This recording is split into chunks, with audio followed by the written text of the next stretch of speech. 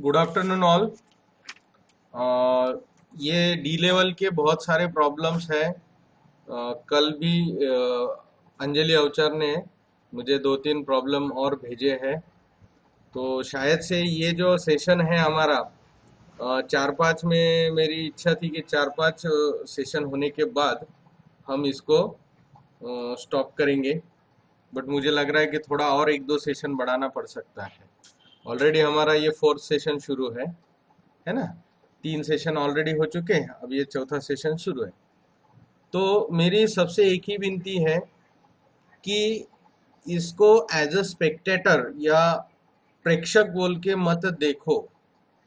ये जो क्लास चल रहा है अपना, इसको आप रियल प्लेयर बन के इसको खेलने की कोशिश करो। स्पेक्टेटर का मतलब होता है प्रेक्षक, बराबर है। तो प्रेक्षक बन के सिर्फ देखा, हाँ सर मस्त सिखा रहे, वाह वाह क्या प्रॉब्लम था, वाह एक नंबर सर बहुत ही बढ़िया, ऐसा बोल के छोड़ दिया। थोड़ी देर बाद जब किसी ने पूछा कि भाई ठीक है, एक नंबर प्रॉब्लम था लेकिन उसमें से कितने नंबर तुमको समझ में आए, तो आपको भी मेरे जैसा ही एक्सप्लेन करते आना चाहिए, बराबर है। तब उसे कहा जाएगा कि आपने कुछ सीखा। अदरवाइज आपने कुछ भी नहीं सीखा, ऐसा उसका कंक्लूजन होता है, बराबर है। जो पूरी तरह से सीखता है वो बाद में सिखा भी सकता है। तो सिखाने तक के लेवल जब तक हमारी अचीव नहीं होती, तब तक हम नहीं बोल सकते कि मुझे ये कुछ समझ में आया। जिस दिन आप आपके फ्रेंड को ये प्रॉब्लम एक्सप्लेन कर पाओगे, उस दिन समझ लेना कि आपको ये प्रॉब्लम या इस टाइप के जो प्रॉब्लम्स है ये अच्छे से समझ में आए। एक आध दिन फिर वो फ्रेंड हो या अपने आप को बताना हो, या फिर अपने पेरेंट्स के साथ डिस्कस करो, अपने बड़े भाई के साथ डिस्कस करो।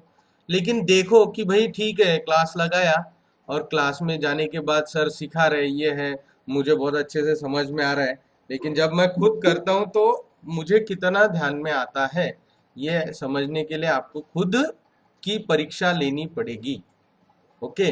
और वो बहुत ईमानदारी से देना, उसके जो रिजल्ट्स है शायद अच्छे होंगे, कभी बुरे होंगे, उसमें कुछ डिफिकल्टी होगी तो आप मेरे से खुल के मेरे फोन पे कॉल करके बता सकते हैं कि सर ऐसा ऐसा हो रहा है, इतना करने के बावजूद भी नहीं आ रहा है, या मुझे जल्दी आ गया, मुझे बहुत देर लगी, जो भी है डिस्कस करो।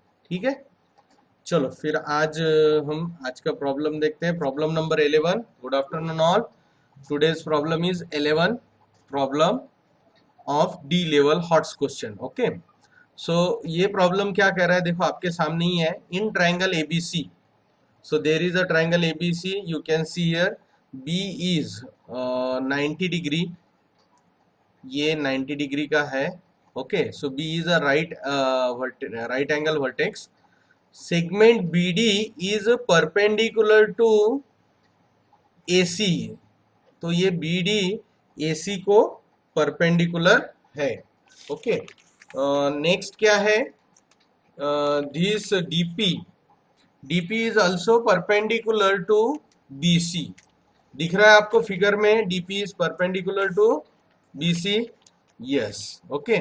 यहाँ पर मैंने ये P वर्टेक्स पे ऐसा 90 का एंगल भी यहाँ बता दिया है। Okay. Then D Q, where is D Q, ये वाला ए बी के ऊपर परपेंडिकुलर है, परपेंडिकुलर टू ए बी। तो यहाँ पर तीन परपेंडिकुलर्स हमने यहाँ ड्रॉ किए हुए हैं, या उन्होंने दिए हुए ऑलरेडी। ठीक है। तो इन तीन परपेंडिकुलर की वजह से यहाँ पर देखो, और जो दो साइड्स है ए बी और ए सी, इनको पकड़ के यहाँ एक क्वाड्रिलैटरल तैयार हुआ है। क्या तैयार हुआ है, एक क्वाड्रिलैटरल, जिसको मैं अभी यहाँ हाईलाइट करता हूँ। देखो इस तरीके से। सो this is a quadrilateral. Okay. तो उनका कहना है कि एरिया ऑफ क्वाड्रिलैटरल PDQB, उसका नाम क्या है, PDQB is equal to under root of AQ, dot का मतलब into, AQ into BQ into BP into CP। Okay. So देखो AQ कहाँ है, तो AQ यहाँ है। ठीक है। AQ कहाँ है, AQ यहाँ पर है। ओके। और मैं इसका कलर थोड़ा डार्क ले लेता हूँ। सो ए क्यू यहाँ है, बी क्यू यहाँ है, so A Q into B Q is equal to B P into C P. इनका मल्टीप्लीकेशन और उसका रूट ये हमें प्रूव करना है, बराबर। बहुत सिंपल है, ऐसा एज सच बहुत डिफिकल्ट वो वाला ये क्वेश्चन नहीं है, थोड़ा सा आइडिया आना चाहिए। देखो ये क्वाड्रिलेटरल क्या है इसको पहले हम डिफाइन करते हैं, बराबर है। So in quadrilateral P D Q B angle ढूंढते हैं। So angle B equal to angle Q equal to angle P. देखो तीन ही मालूम है।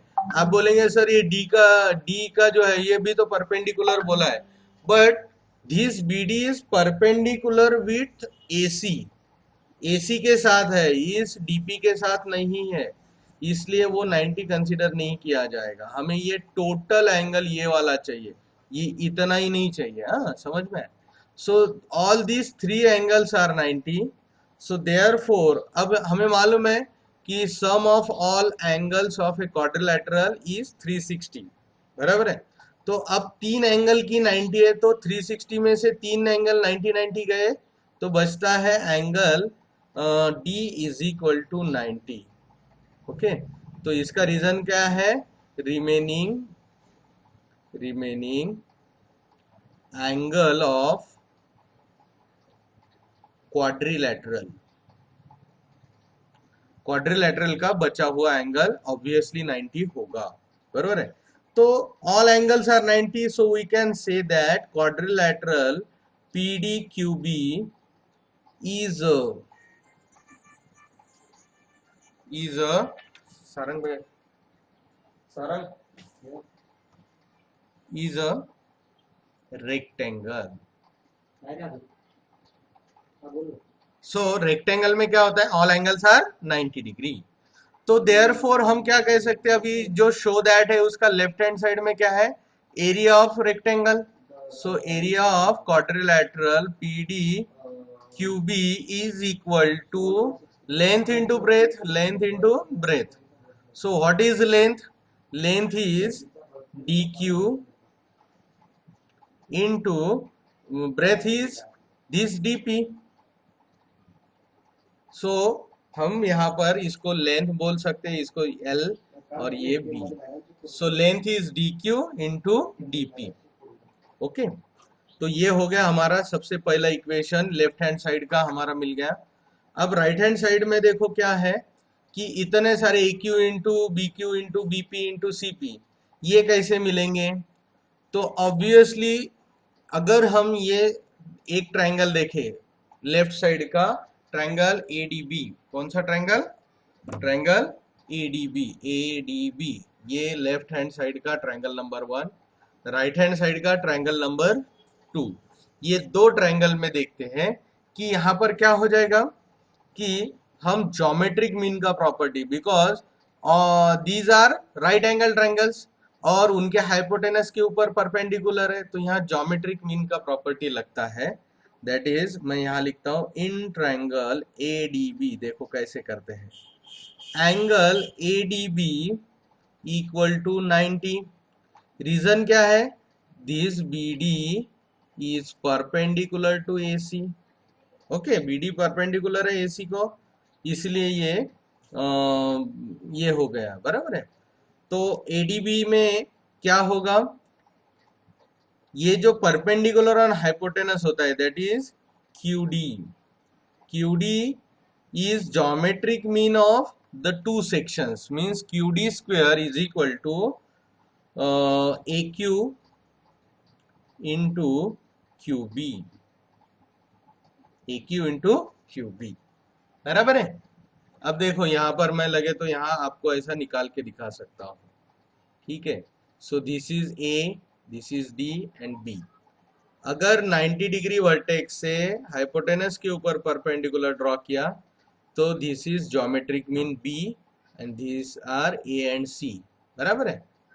ओके, तो हम क्या ज्योमेट्रिक मीन का क्या है formula? B square is equal to A into C। याद आया क्या? अपने 9th में हमने सीखा था और अभी भी पाइथागोरस में भी ये चीज सीखी है। B square is equal to AC।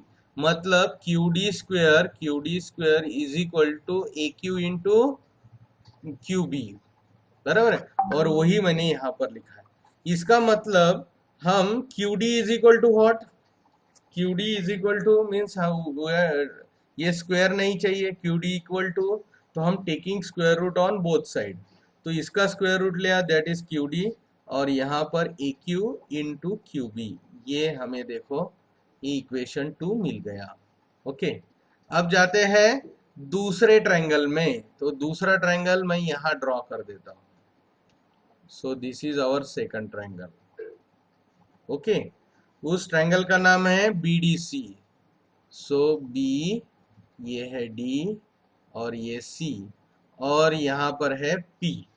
Okay, तो ये P इज परपेंडिकुलर, अगेन ये B, ये A और ये C, बराबर है।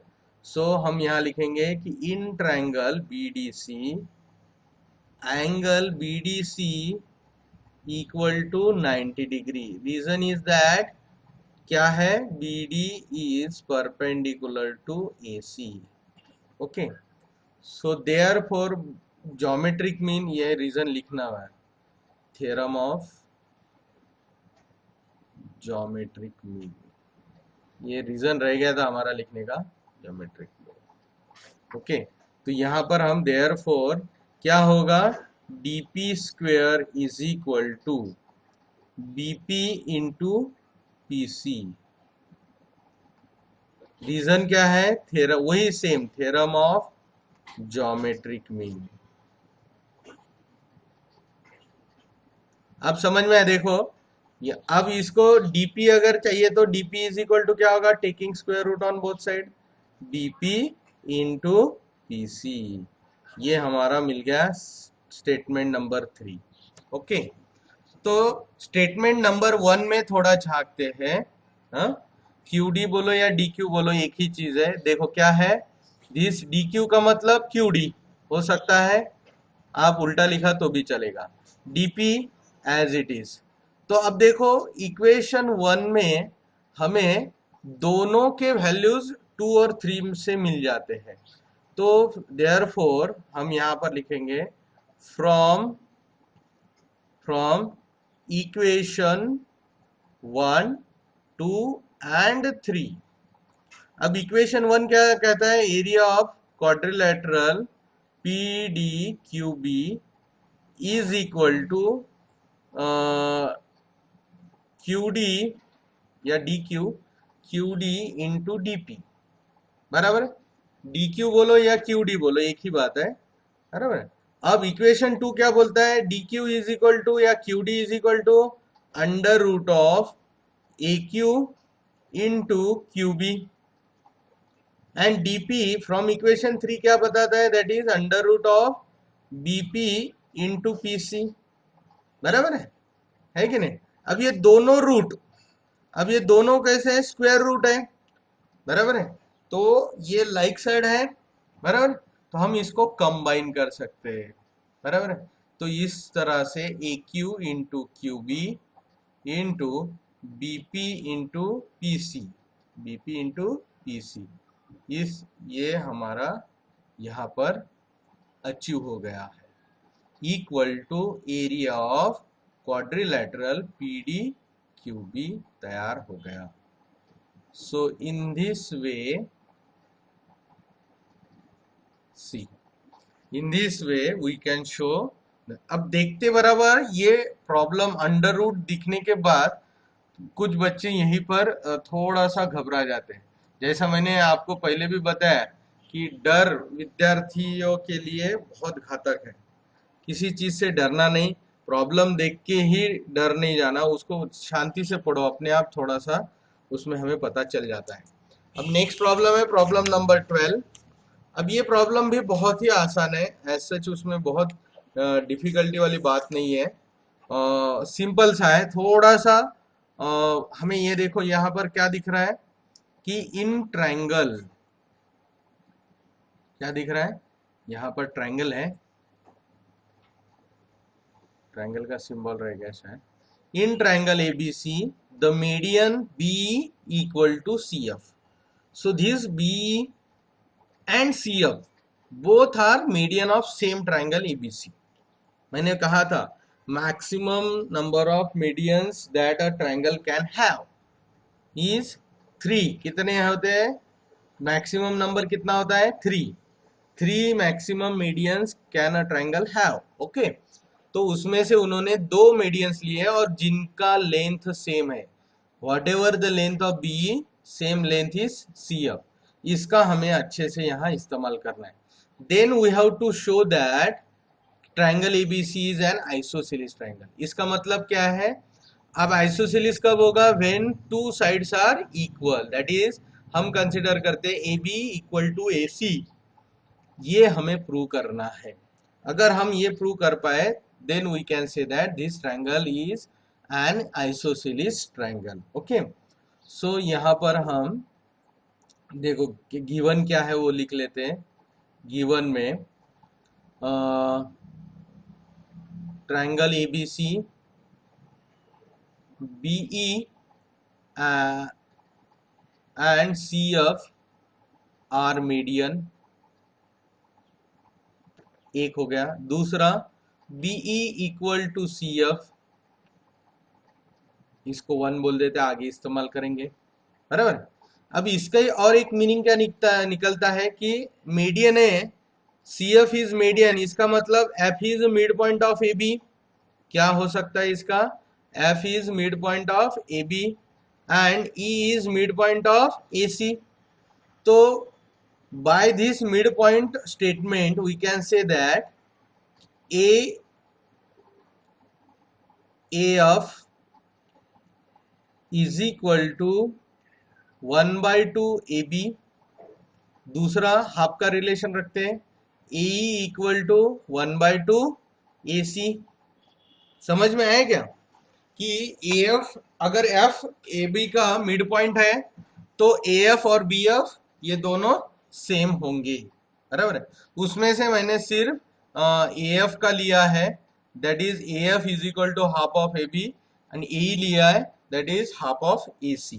ओके, अब देखो मैंने जैसे कहा था कि ये मीडियन वर्ड बहुत अपने लिए काम की चीज होती है.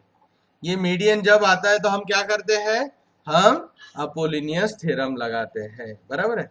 सो इन ट्रायंगल ABC पहले हम कंसिडर करते हैं कि segment B is a median.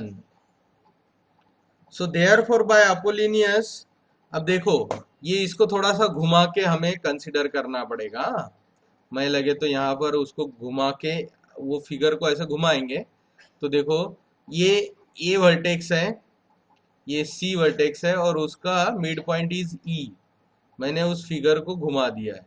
Okay, समझ में आया क्या? टर्न किया है मैंने इसको अराउंड सी वर्टेक्स के ऊपर मैंने इसको घुमा दिया राइट डायरेक्शन में. तो ये इस तरह से हुआ. सो बी इज मीडियन. तो कौन से दो ऐसी फिगर देख के अपोलिनियस लगाना हमारे लिए आसान जाता है, इसलिए मैंने उस फिगर को रफ में घुमा दिया है ताकि अंडरस्टैंडिंग बढ़े. ओके, तो क्या होगा? बेस इज ए सी, वो छोड़ के B C square plus another side is AB square is equal to twice median, that is BE square plus AE square twice AE square. बराबर है. But we know that AE equal to half of AC. बराबर है. तो by Apollonius theorem ये हो गया. But ये AE को थोड़ा ऑब्जर्व करेंगे, इसका पहले ही हमें मिल गया. But AE equal to half of AC लगे तो इसको सेकंड नंबर दे देंगे. तो यहाँ लिख देंगे BC square plus AB square is equal to twice BE square plus 2 into half of AC and उसका स्क्वेयर. बराबर है. तो यहाँ पर लिख देंगे कि फ्रॉम सेकंड.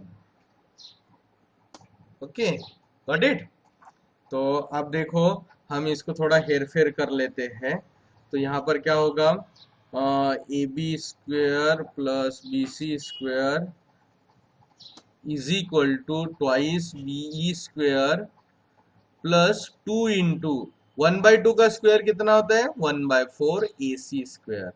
सो 2 1 जार 2 2 जार, तो हमें मिल गया हाफ AC स्क्वायर। ओके, ये समझ में आया ना, ये 2 और 4 कैंसिल हो गए, तो ultimately we get AB square plus BC square is equal to twice BE square plus 1/2 AC square. अब ये AC स्क्वायर को हम इधर भेज देंगे तो क्या होगा, AB square plus BC square minus 1/2 AC square equal to twice BE square. तो ये बन गया हमारा statement number 3। Okay, statement number 3 इतना है। अब सेम वे में हम ये BE मीडियन के लिए किया था, अब CF मीडियन के लिए भी यही एक्टिविटी दोहराते हैं। सो इन ट्रायंगल ABC अब हम CF को मीडियन कर से, CF इज अ मीडियन, और उसके लिए भी अपोलिनियस वैसे ही लगाते। अब CF के लिए मैं क्या करता हूं, इस ट्रायंगल को लेफ्ट हैंड साइड में टर्न आउट करता हूं B वर्टेक्स पर। तो ये B वर्टेक्स पे ऐसा अगर मैंने लेफ्ट में टर्न किया तो ये ट्रायंगल इस तरह से बनेगा। ओके, ये है B और टर्न हुई side AB is base now and this CF is median. Okay, देखो CF मीडियन हो गया। सो अब AB को बेस कंसिडर करते हैं। मैंने B के ऊपर लेफ्ट साइड में इस ट्रायंगल को ऐसा टर्न किया, तो ये सिंपल मेथड, तो this AB is base. Okay, so therefore by Apollonius theorem क्या होगा, बेस को छोड़ के दूसरे side, that is AC square plus BC square, okay, is equal to twice median that is CF square plus twice AF square. Okay, तो ये हमने यहां पर क्या किया, अपोलिनियस थ्योरम लगाया, by Apollonius theorem.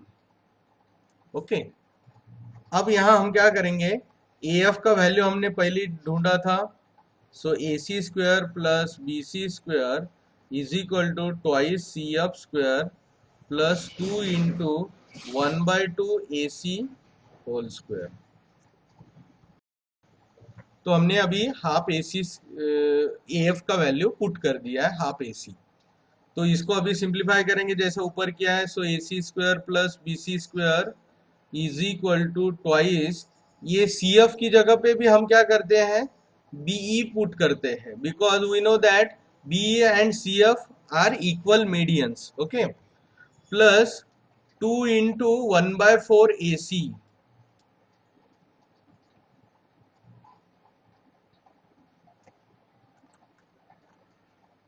One by four AC है कि AB है, सॉरी 1/4 AC नहीं आएगा, ये AB आएगा, बेस AB है ना, यस। सो सॉरी, ये क्या होगा, AF is half of AB, इसीलिए मैंने हाफ AB बता दिया। हाफ AB का स्क्वायर करेंगे तो 1/4 AB हो जाएगा। अब यहाँ 2 2 का कैंसिलेशन हो जाएगा, 2 1 जार 2 2 2 जार 4, तो ये 1/2 AB होगा। सो इसको लिखेंगे from 1, okay, CF is equal to B, इसीलिए हमने CF की जगह पे B पुट कर दिया। तो यहाँ क्या मिलेगा, AC square plus BC square is equal to twice BE square plus 1/2 AB square. क्या मिला, 1/2 AB स्क्वायर। अब इस 1/2 AB स्क्वायर को इधर भेज देते हैं तो क्या होगा, AC square plus BC square minus 1/2 AB square is equal to twice BE square. ये बन गया मेरा इक्वेशन नंबर 4। अब इक्वेशन 3 भी स्क्रीन पर आपके सामने है, देखो यहाँ पर मैं इसको हाईलाइट करता हूँ कि equation number 3, what is the right hand side of this equation, that is twice BE square, और equation number 4 is also on your screen. So what is the right hand side of this equation, that is twice BE square. So both equations is having same right hand side, दोनों का right hand side same है, तो we can equate left hand side also. Okay, दोनों LHS we have to equate, उनको equate करना पड़ेगा। तो यहाँ लिखता हूं मैं पहले इक्वेशन 3 का LHS, और ऊपर लिख देते हैं फ्रॉम 3 and 4 क्या मिलेगा, AB² plus BC² minus 1/2 AC² is equal to AC² plus BC², ये फोर्थ स्टेटमेंट लिख रहा हूँ, माइनस 1/2 AB²।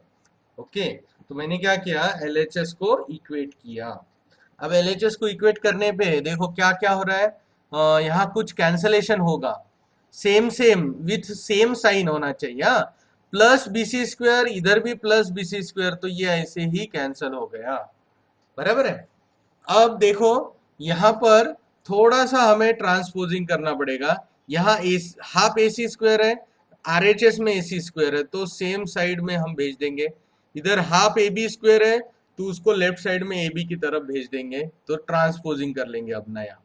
सो AB², अब ये माइनस हाफ AB² है, तो इधर आते ही प्लस हाफ AB² हो जाएगा, इज इक्वल टू AC², और ये माइनस हाफ AC² है, इधर आते ही प्लस हाफ AC² हो जाएगा। ट्रांसपोज कर रहे तो साइन चेंज होना जरूरी है। तो अब देखो ये क्या हो जाएगा, ट्वाइस AB² क्रॉस मल्टीप्लाई किया प्लस 1AB² अपॉन 2। ओके, और इधर हो गया 2 से मल्टीप्लाई किया तो twice AC² plus 1AC² upon 2। Okay, तो देखो अभी क्या हो जाएगा कि 2 + 1 is 3AB² upon 2 equal to, यहाँ पे 2 + 1 AC कितना होगा, ट्वाइस AC प्लस 1AC² कितना होगा, दैट इज थ्राइस AC²। कितने AC² है टोटल, 3 है, अपॉन 2। सो यहाँ पर देखो कि हम ये 3 भी कैंसिल कर सकते हैं दोनों तरफ का, ये 2 भी सेम सेम नंबर है अवेलेबल डिनोमिनेटर में, ये न्यूमरेटर में। सो ये 3/2 हम ऐसे ही कैंसिल करते हैं। So therefore we get AB² is equal to AC²। अगर कोई नंबर है जिनके स्क्वायर नंबर्स सेम है, तो उनके रूट नंबर्स भी सेम हो गए, बराबर है। तो अगर हमने इनका स्क्वायर रूट लिया तो वो भी इक्वल आना चाहिए। सो taking square root on both side, square root on both side, तो ये क्या होगा, AB is equal to AC। अब जैसे ही हमें पता चला कि ये AB और AC इक्वल है, therefore we can say that कि triangle ABC is an isosceles triangle। क्या है ये, ABC ट्रायंगल आइसोसेलिस ट्रायंगल है। ओके, तो इस तरह से हमने ये प्रॉब्लम यहाँ सॉल्व कर दिया है। ओके, अब नेक्स्ट प्रॉब्लम की तरफ जाते हैं। नेक्स्ट प्रॉब्लम है प्रॉब्लम नंबर 13। ये भी एक बढ़िया सा प्रॉब्लम है, सबको दिख रहा है, यस। अगर ये ABC नहीं दिख रहा होगा तो मैं यहाँ डार्क कर देता हूँ, this is A, this is B and this is X। Okay, देखो इन्होंने क्या बोला है, बहुत ही सिंपल है वर्डिंग, जिसको क्वेश्चन D लेवल का एक ही फंडा है, क्वेश्चन को बहुत बारीकी से पढ़ो, उसको समझो, और फिर उस पे से जो जो गिवन है उसका एक दूसरे के साथ कोई ना कोई रिलेशन लगाओ। हमने जितने भी थ्योरम सीखे हैं उनका उसके साथ कुछ रिलेशन बनता है क्या, वो ढूंढने की कोशिश करो। कहीं ना कहीं तार अपने जुड़ जाएंगे, कनेक्शन बन जाएगा, और आंसर हमारे झोली में आके गिरेगा। This is the simple technique ना, लेकिन इसकी बहुत अच्छे से प्रैक्टिस करनी पड़ती है। ये सिर्फ सुन के या देख के नहीं आएगा, you have to practice it. आपको ये खुद होके ग्राउंड पे जाके खेल के करना पड़ेगा, बराबर है। जैसा अगर प्रेक्षक के जो ये होते हैं स्टैंड्स होते हैं, तो स्टैंड्स में जाके चिल्लाओ 4 करो, 4 4 चाहिए, 6 चाहिए, 6 चाहिए, ऐसा बोल के फायदा नहीं है। जब बैट्समैन खुद वो पिच पे खड़ा रहता है ना, तब उसे पता चलता है कि मैं फोर मार पाऊंगा कि नहीं मार पाऊंगा, या बॉल कैसे आई थी, वो उस वक्त हमें पता चलता है। बाहर तो बहुत चिल्ला लेते हैं हम लोग। वैसे ही ऑनलाइन क्लास सिर्फ देखने से कुछ नहीं आने वाला। अगर चाहिए तो आपको खुद करके देखना पड़ेगा। पेन पेंसिल जो भी है आपको खुद होके उसको रिपीट करना पड़ेगा, तभी आएगा। ठीक है। अभी भी बहुत से बच्चे ऐसा मुझे समझ में आता है ऑनलाइन वो सब कौन कर रहा है कौन नहीं। ठीक है। मेरे वीडियोस कितने व्यूज आए उस पे से ही पता चल जाता है कि कितने हम पीछे हैं। लगभग 3 क्लास अभी तक किसी ने देखे नहीं है, ना उनके पीडीएफ डाउनलोड किए ना कुछ। इसका मतलब लिखा ही नहीं पिछले 2-3 क्लास। ओके। ठीक है, what ever may be, but मेरा सबसे यही कहना है कि ऐसा मत करो। जिस दिन का सीखा है उसी दिन पढ़ना बहुत जरूरी है। ठीक है। चलो next. The perimeter of right angle triangle is 4 times the shortest side. बराबर है। मीन्स इसका जो भी पेरीमीटर होगा इस ट्रायंगल का, उसका वो क्या है, जो स्मॉलेस्ट साइड या शॉर्टेस्ट साइड, जो सबसे छोटी साइड होगी, उसका अगर हम 4 टाइम्स करते हैं तो हमें हमारे हाथ में पेरीमीटर आ जाता है। बट हमारे पास यहाँ तो कोई साइड ही नहीं दी है। बराबर है। What is the ratio of other 2 sides? Means देखो कोई नंबर नहीं है, सिर्फ उन्होंने राइट एंगल ट्रायंगल बताया है और इसके ऊपर से हमें इसको फाइंड आउट करना है। तो अब हमें सब वेरिएबल्स में करना पड़ेगा, एज्यूम करना पड़ेगा। तो हम यहाँ पर अभी लिखते हैं कि लेट, एज्यूम करना है तो क्या लिखेंगे, let triangle P Q R is a right angle triangle where angle PQR is 90 degree. ये सॉरी, ये पहले हमने बता दिया। ओके। वेयर दूसरा और एक चीज बता देते हैं कि लेट शॉर्टेस्ट साइड का सम यहाँ उन्होंने बताया शॉर्टेस्ट साइड, इसलिए शॉर्टेस्ट साइड को स्पेशली डिफाइन करते हैं। So shortest side is equal to x, hypotenuse is equal to b, and other side is equal to a। means यहाँ पर हम that is shortest side is qr equal to x, pr is hypotenuse that is b, and pq is other side that is a। okay, ये हमने यहाँ पर define कर दिया। so therefore perimeter is equal to perimeter of triangle PQR equal to Q, क्या बोल सकते हैं, P R plus P Q plus Q R. Okay. But what is perimeter, यहां पर उन्होंने कंडीशन दिया है, perimeter is 4 times the shortest side. 4 times means 4 into shortest side is X, and P R is B plus P Q is A plus Q R is X. Okay. तो अब देखो इस पे से हम देखो, ये हमने पेरीमीटर का एक इक्वेशन, उन्होंने ऑलरेडी पेरीमीटर दिया है but in terms of shortest side, इसीलिए मैंने 4 times the shortest side 4x is equal to perimeter put किया है। 4x is equal to perimeter is sum of all sides, so b plus a plus x। इस x को इधर भेज दूं तो क्या होगा, तो it will be 4x minus x equal to a plus b. मैं इसको सीधे से लिखता हूं।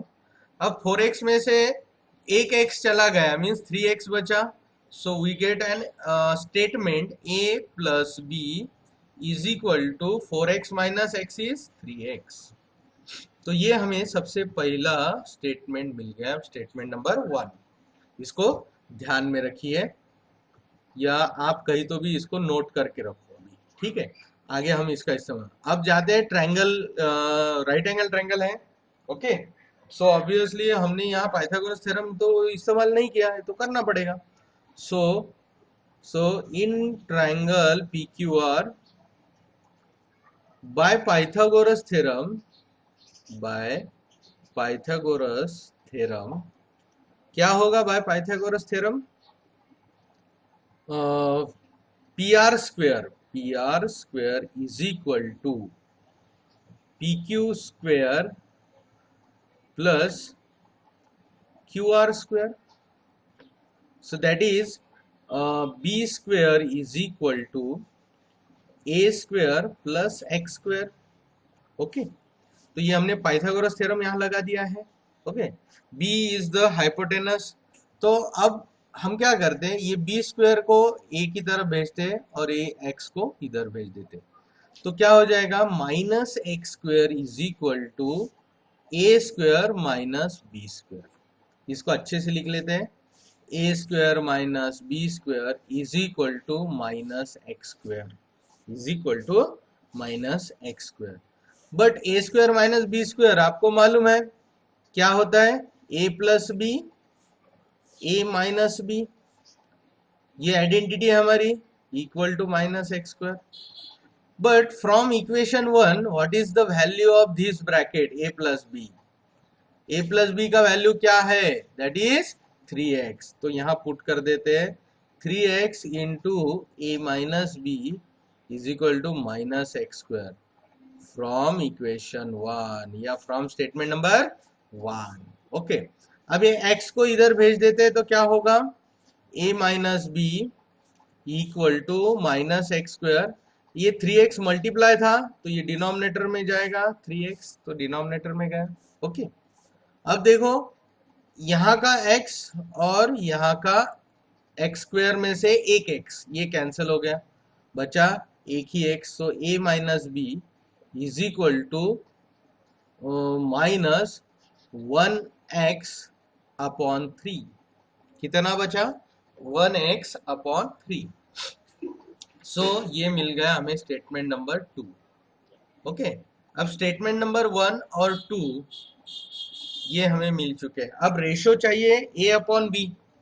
इसका मतलब हमें सेपरेटली A का एक वैल्यू होना चाहिए, हमारे हाथ में B का भी एक वैल्यू होना चाहिए.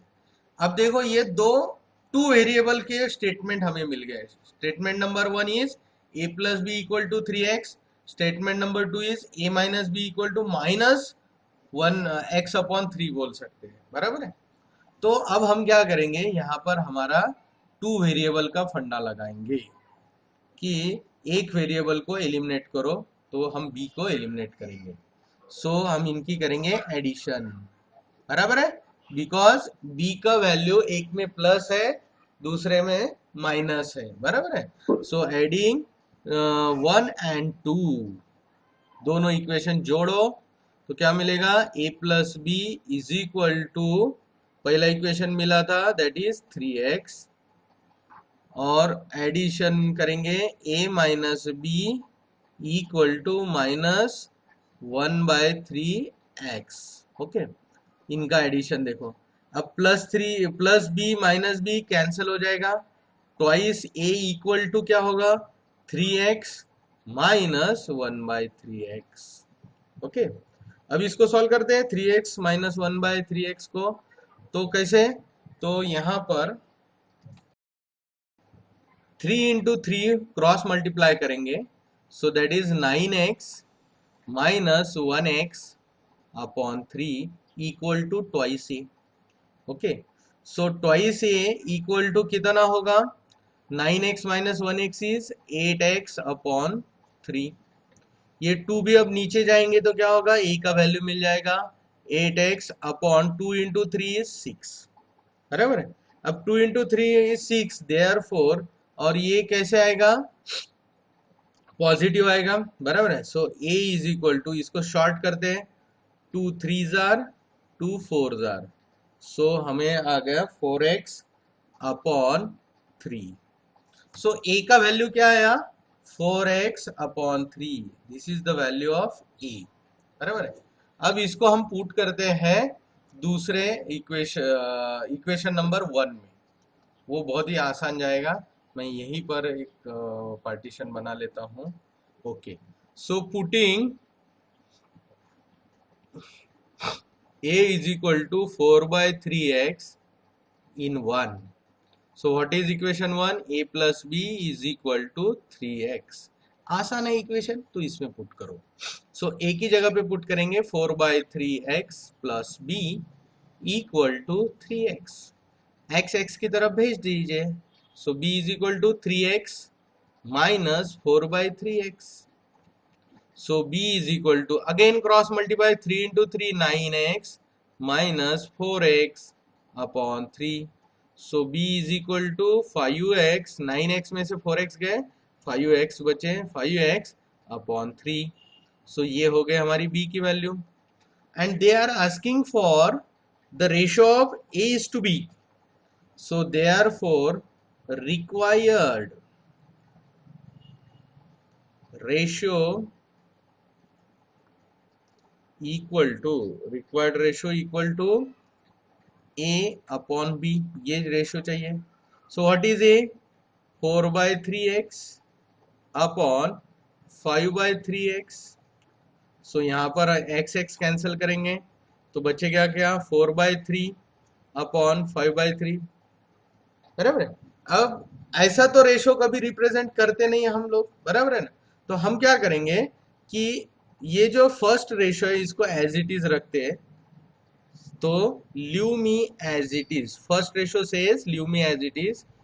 चेंज मी, ये जो डिवीजन के लिए हमने हॉरिजॉन्टल लाइन रखी है, चेंज मी. एंड जो दूसरा रेशियो है 5/3, इसका करेंगे हम रेसिप्रोकल. रेसिप्रोकल मतलब 5/3 का हो जाएगा 3/5. सो अब ये 3 cancel. So ultimately we get 4/5. So therefore the required ratio a by b is 4/5. So this is our final ratio. लेकिन इसको ऐसे नहीं लिखेंगे, इसको आंसर में लिखेंगे. Therefore answer, the required ratio